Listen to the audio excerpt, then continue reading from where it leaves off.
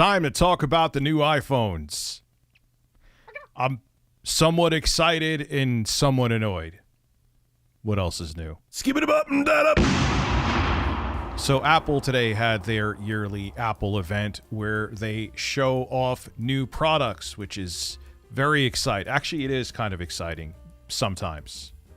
It can be, and then it could just be annoying and boring. But this time, there was actually a bunch of cool stuff when it comes to the iPhones. I'm going to go over the other products really quick, like the Apple Watch, because I don't really care about it, but it was part of the event, so I'll discuss it. They have the new Apple Watch Series 9, which starts at $399, and Siri requests are actually going to be able to be processed right on the watch, so Siri could be stupid without the power of the cloud. Joy, that's exciting.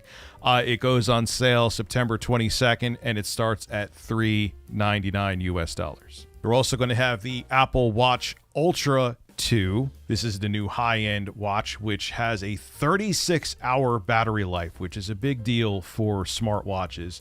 It has a brighter display, which could go up to 3,000 nits, and it has new cycling features and a flashlight boost.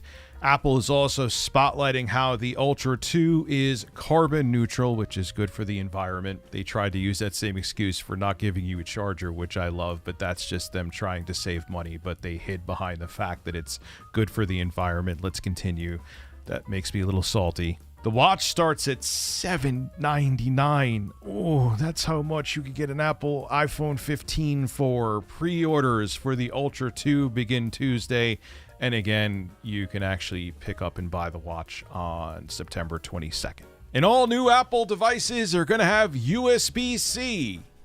There's an asterisk to that, though. Anyway, let's get into what you really want to talk about is the new iPhones. So what Apple's doing with their, I guess you could call them entry-level smartphones. The Mini's gone. Rest in peace to the Mini. If you wanted a Mini, there's no more Minis. But their entry-level phones are going to be the 15 and 15 Plus.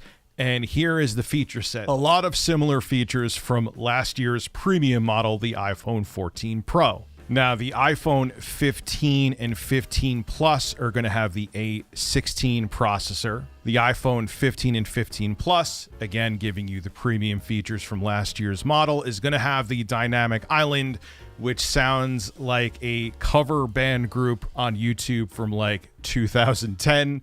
But you know what? The Dynamic Island is actually kind of sort of okay, and it does have utility and use. I thought it was just going to be a gimmick to hide the fact that they have to have front-facing cameras. But yeah, it's that, but it's actually useful with apps as well. So if you didn't have an iPhone 14 Pro Max last year, you're going to enjoy the Dynamic Island. I'm a dynamic man, and that's a dynamic bird. The 15 Plus also has a bigger battery and a 6.7-inch screen compared to the 6.1-inch screen of the normal 15. Both also use the second-generation ultra-wideband chip that's in the new Apple Watches.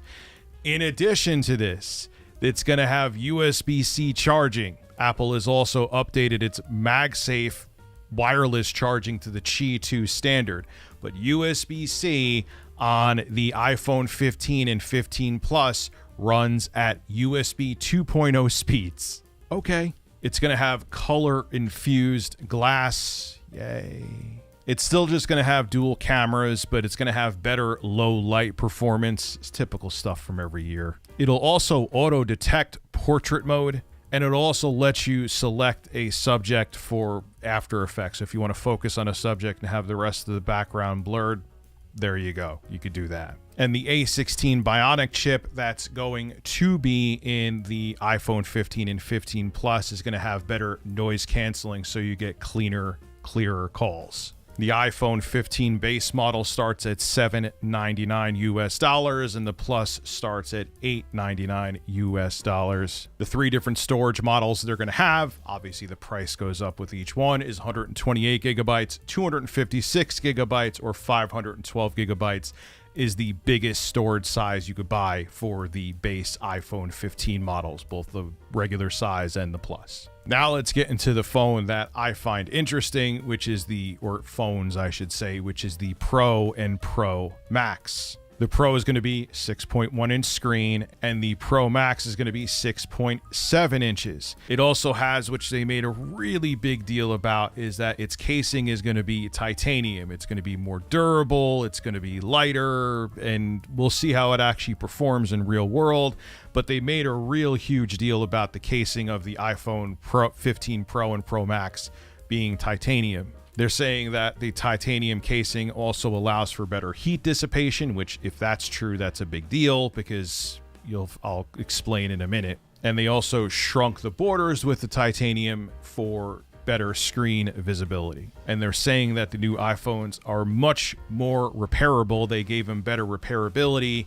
But again, I am sure that Louis Rossman's receding hairline is going to be complaining about it, and we'll probably find out something about them when he gets his hands on an iPhone 15 Pro Max. I like watching him because he reveals the truth about Apple, but let's continue on from that. Now, one thing I forgot to mention, on the iPhone 15 and 15 Plus, it's still going to have the Do Not Disturb switch. On the iPhone 15 Pro and Pro Max, it's going to have an action button, which will still act as a Do Not Disturb, but it's also going to have other features. It's going to be programmable and have haptic feedback. And one of the things that's cool is that if you put the phone to charge on one of the stands sideways, it actually almost makes the iPhone become an alarm clock, the iPhone 15. I thought that was pretty cool too. Now, let's talk about what makes the iPhone 15 Pro and Pro Max, to me, very interesting. And that is the A17 Pro chip. It's not just an upgrade from the previous generation A16 chip.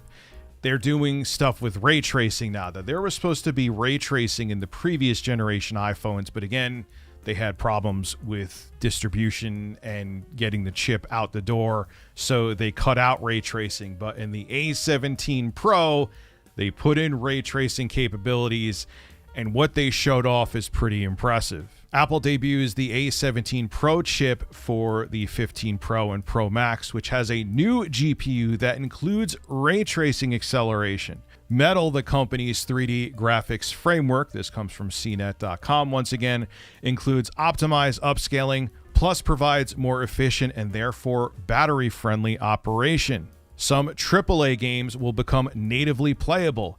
Apple specifically called out Assassin's Creed Mirage. They're also going to have Resident Evil Village and Resident Evil 4 Remake natively. No cloud crap. That's going to run on the 15 Pro and Pro Max, which is pretty mind-blowing. The iPhone 15 Pro Max has a 48 megapixel camera with a larger sensor than the other models, and coated lenses for fewer reflections, because that's one of the things you would get. I forget what the hell it's called because I'm not a photographer. I just film stuff for YouTube videos like an idiot, where if you like held it up to a light, you would get reflections from the light.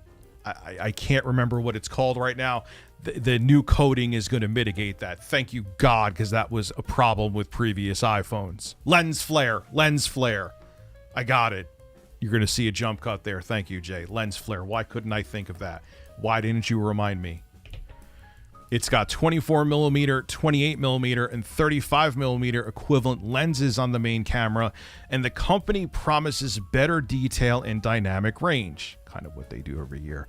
The 120 millimeter telephoto lens uses a tetraprism design with 3-axis sensor shift image stabilization. There's also 3 times zoom lens. And then they showed like crazy stuff. Like if you want to use the iPhone 15 Pro Max or Pro Max as like a professional camcorder, you could hook up an external hard drive and record video to it like you had a Red camera. It's pretty nuts. And it looks like if you're going to be doing content creation, the Pro and Pro Max especially are going to be the way to go. Now, the iPhone 15 Pro starts at $999. That will get you 256 gigabytes of storage. And the Pro Max starts at $1199. That will also get you 256 gigabytes of storage. The max sizes that the 15 Pro and Pro Max go to is 1 terabyte, which if you're going to be filming a lot of video, yes, obviously you have iCloud, you could store all of your photos and videos to, and they're upgrading the storage there to bigger sizes as well. you're still going to want to have more storage on board on the phone. Trust me, as a person who uses this to film on a daily basis, having more storage on the phone is quite nice, especially if you do things like download YouTube videos and stuff like that, which I do. Now let's circle round back to the USB-C. Now, even their new AirPods are going to be USB-C. All of their phones are going over to USB-C thanks to the EU. Thank you, EU. But the iPhone 15 and 15 Plus, even though it's going to be USB-C, it's going to be USB 2.0 speeds. Because they're petty and they're spiteful, and they also want to use something that every other phone has had for a while now, high-end phones anyway, USB-C with high transfer rates. They want to incentivize you to go over to the higher-end phones. Apple, it's 2023. I've had phones that had USB-C back in 2016. Like, there's still plenty that the Pro and Pro Max models of your phones offer that you could have unlocked more bandwidth on the USB-C ports of the 15 and 15 Plus. USB 2.0 speeds, really? Now, the argument can be made, and it's a valid one. Most people just transfer their files via the cloud, or they upload them to an app like Google Drive or iCloud or whatever the case may be. And those people are going to get the 15 and 15 Plus. They don't care about the Pro features, but higher speeds through USB-C is not a Pro feature. It's not a Pro feature. It should be across the board. But that's Apple being petty, and that's Apple looking for a false way to incentivize you to buy the more expensive phones. But look, in the end, it's a good thing that all of the iPhones are now USB-C. You don't have to worry about having a separate cable. You don't have to worry about the garbage lightning cables. And finally, Apple has succumbed to the industry standard. Granted, by force, but they have. But do you realize how big a deal it is that you're going to get the Resident Evil 4 remake? You're going to get Resident Evil Village. You're getting Assassin's Creed games. You're getting The Division running natively on the device. It's not cloud gaming. And I think Apple really pushed that because they see all the Steam Deck. They see its competitors. And it's not that it would hurt Apple iPhone sales. It's still a completely different animal of a product. But they want people to use the iPhone for everything. They want them to use it not just as their productivity and communications and Netflix streaming devices. They want you gaming on here. They want you to get one of those little clips and hook up your controller and be playing Resident Evil 4 on there and not going to other devices, including even the next-gen Switch.